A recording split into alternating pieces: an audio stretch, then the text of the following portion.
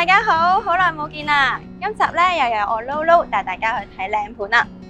咁聽日咧就係星期六咯喎，唔知大家會有咩做呢？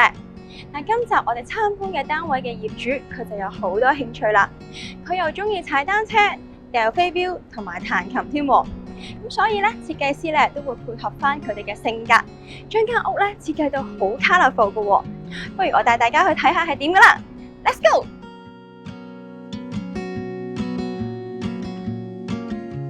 呢個咁 colourful 嘅單位喺荃灣海濱花園，面積近600尺，原本係3房嚟嘅。業主最近買入，裝修後變咗做2房。今次裝修設計最大嘅挑戰就係要照顧到業主嘅興趣，同埋保留翻舊屋一啲嘅物件喎。就好似我身後面呢2部單車咁樣，一嚟又大啦，二嚟又有衛生嘅問題。所以設計師就特登用玻璃同鞋櫃間咗一個玄關位，鞋櫃上面裝咗掛架，單車一入屋就可以直接掛上牆，唔使碌入客飯廳，同埋都慳翻唔少位啊！掛單車嘅2面牆身用咗淺金色嘅花磚鋪砌，下面嘅鞋櫃同雜物櫃就用咗深紅色櫃門，用色係咪好特別呢？推開圓形玻璃門，我哋就嚟到廚房啦。廚房用色比較沉實，做咗深藍色嘅天花櫃，配搭棗紅色嘅大塊瓷磚，望落去唔會太花。廚房原本係一個 U 型嘅工作台，但為咗放到呢一個大雪櫃，就改成咗 L 型，下邊仲可以放到個焗爐添。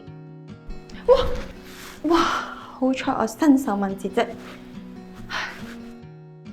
原來設計師利用咗客廳空間大嘅特性，將飛鏢靶隱藏咗喺雜物櫃後面嘅趟板，想玩嗰陣就可以拉出嚟。至於連住嘅呢個櫃，主要係用嚟放大型嘅雜物。等我睇下先。哇，吉他都有2部喎，業主佢哋真係好多嘢玩啊！而飯廳呢邊呢，就放咗張4人餐台，3張凳都有唔同嘅特色，但係又襯到喎。客廳呢邊就有張墨綠色梳化啦，同埋電視櫃，而電視機就掛牆擺。間屋嘅走廊門係咪好搶眼呢？用咗鮮黃色，打開門之後其實仲特別啊！呢度唔同嘅房用咗唔同顏色嘅門嚟區分，就好似呢度藍色門，入邊就係衣帽間同埋書房嚟啦。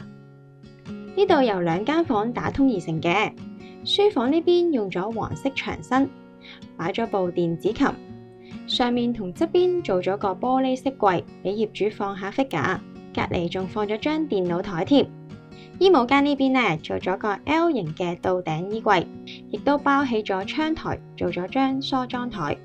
而書房同埋衣帽間之間，設計師呢就做咗一個好特別嘅屏風做間隔，配合埋衣櫃嘅黑白紋圖案，令到成個空間都好有層次感啊！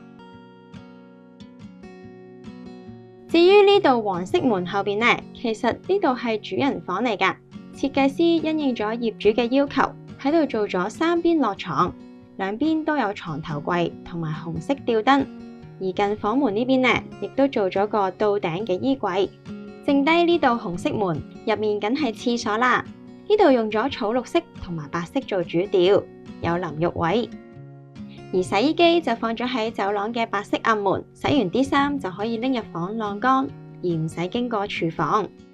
今次嘅設計連埋裝修費總共用咗79萬，唔知今次咁完美嘅設計大家又鍾唔鍾意呢？歡迎喺下面留言話返俾我知啊！如果仲想睇多啲靚盤嘅話咧，記得 like 返我哋嘅 Facebook 同埋 subscribe 我哋嘅 channel，咁就唔會錯過最新資訊㗎喇。下集再見啦，拜拜！